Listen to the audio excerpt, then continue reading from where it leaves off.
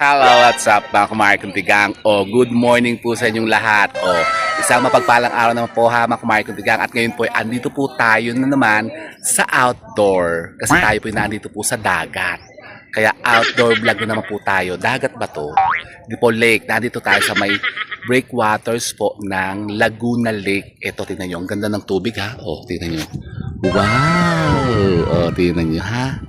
Yan. Andito kasi tayo ngayon sa breakwaters nga po ng Laguna Lake dito po sa Municipality of Los Baños. Dito po sa Laguna.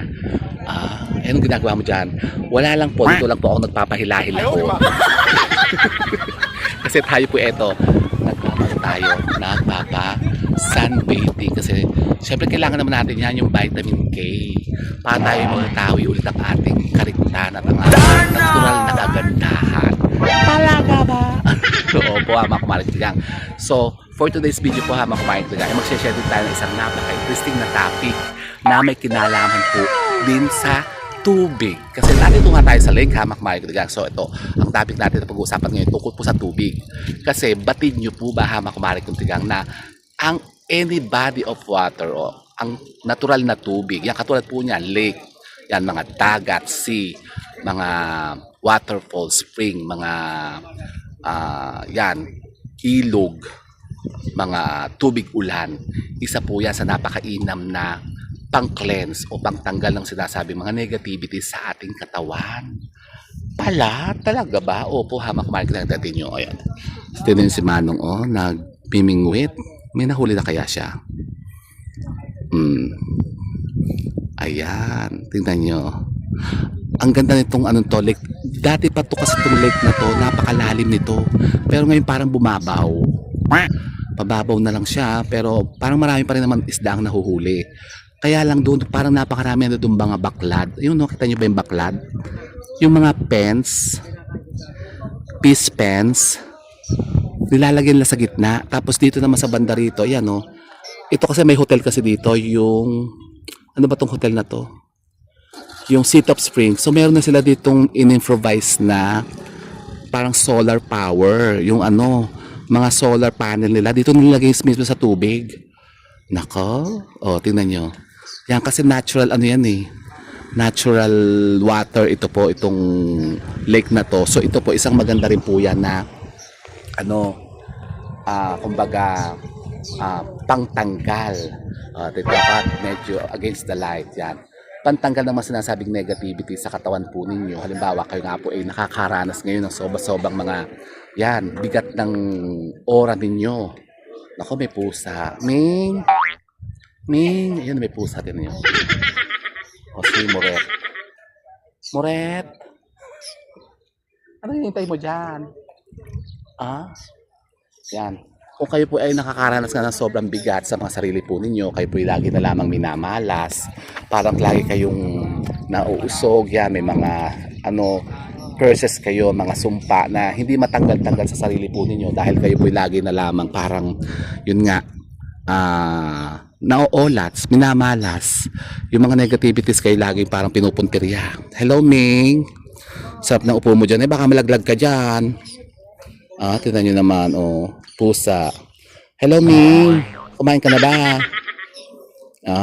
So ganun ang gawin po ninyo. Ang gawin po ninyo, pumunta po kayo sa any body of water katulad po nito. Ito po ang lake. Pwede po kayo pumunta sa mga dagat, sa mga springs, mga waterfalls, ganyan yung mga bukal. Pwede rin po yung mga ilog-ilog. Kaya lang tingnan nyo kung malinis ang tubig. Kasi ang gagawin po kasi natin mga kumariktigang ay maglulublob kayo o maghuhugas kayo dyan sa tubig na yan. Halimbawa, yung katawan po niyo ilulublob nyo sa tubig. Yan, sa dagat, mas maganda pinaka-particular sa dagat. Kasi yung tubig kasi dagat, maalat. Kasi alam niyo yung asin, yung mismong asin na galing sa dagat, isa po yan sa napaka-powerful na mag-cleanse ng ating aura. Palalakasin yan yung dunga natin. Ang daming ibon na lumulukob sa atin. Yung dunga natin halimbawa medyo medyo natitingar-ngar na, mahihimas-masan ulit kayo. Ang ganda ng ibon Sus Mariosep. Ano kaya yung ibon na yan? Tingnan nyo, dove, parang dove. O parang albatros, puti Ganun ang gagawin nyo. huhugasan yung mga katawan nyo, maligo kayo, pwede kayo maglublob. Tignan nyo, baka malalim, baka naman kayo malunod. Eh di, ganun ang gagawin nyo, magdala kayo ng salbabida, leche. Para hindi kayo matulog, kasi malalim yan. Ako'y natatakot na ito, kasi parang ako'y nalulula. Yan, ganyan ang gagawin nyo. Tignan yung albatros, ang gaganda ng albatros. Ang iingay nila, ano sila, nagpapakitang gilas, ang mga luka-luka. Yan. So, ganun ang gagawin nyo. Pumunta kayo sa any body of water. Pwede mo mga ilog, yan, lake, bay, katulad to, ocean, or sa dagat, yung mga tubig dagat. Yan po ang ipaglilinis po ninyo sa mga katawan po ninyo. Ay, ayan. Malapit yung isa, nako. Para yung mga sinasabing negativities na nasa katawan po ninyo ma-neutralize at ma-purify para matanggal na siya. Para yung mga positive energy naman sa inyo pumasok na. Para swertihin na kayo, Hama Kumari Kuntigang. Opo, ganun yun. So gawin nyo yan, Hama Kumari Kuntigang. Once in a while, siguro minsan kahit isang beses isang buwan, gawin nyo yan. Pumunta kayo sa mga natural body of water. Pwede naman sa mga spring, katulad dito sa mga hot springs, mga resort. Dito sa Laguna, marami dito sa Los Baños, marami po dito kayo makikita mga resort, mga waterfalls. Pwede dito sa mga, dyan sa papunta dyan, mga Mahayhay, Kabinti, dyan sa may dito papuntang Pagsanhan, marami po dyan, may mga falls dyan, pwede kayo mag-swimming dyan. Dito sa Los Baños maraming resort, mga hot spring, natural water po yun, galing po sa bundok ni Makiling. Ayan, tignan nyo, yung bundok ni Makiling. So katulad din po nito, bay, like, kaya lang dito malansa siguro ito malansa kasi yan, tsaka medyo parang madumi. So piliin nyo na lang yung medyo malilinis na, na tubig. Pwede rin po yung tubig ulan, Hama Kumari Kuntigang. Yan, pagka halimbawa umulan sa lugar po ninyo, pwede kayo maligo sa ulan. Siya tayo na. Tayo po, Hama Kumari Kuntigang, sana po may na-upload na mga bagong idea at kaalaman sa pagkontra naman sa mga sinasabing mga kamalasan na yan. And with that, mga Kumari Kuntigang, keep safe and God bless. Thank you for watching. Bye, mga Kumari Kuntigang. Ang ganda ng sikat ng araw talaga, ha? O siya, ako'y mamamalengke pa kasi birthday ngayon ni Direk. Talaga ba? Opo. Ako'y magluluto ng mga putahe. Magluluto ako ng kaldereta, menudo, tsaka pansit. Tapos magluluto din ako ng macaroni salad. Siya, sige na, Hama Kumari Kuntigang. At ako'y nakapag-init-init na, medyo okay na siguro naman yun. May vitamin K na rin naman yun. So let's go na. Ganda dito talaga.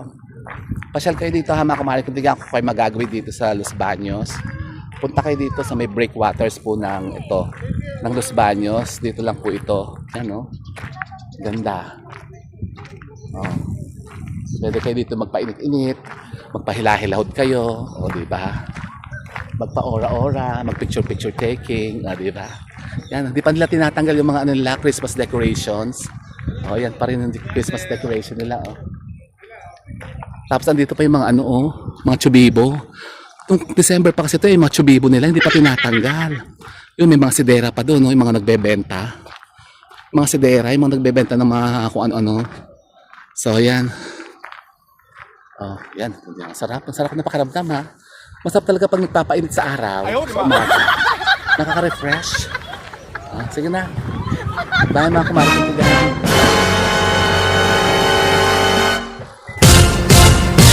Darna!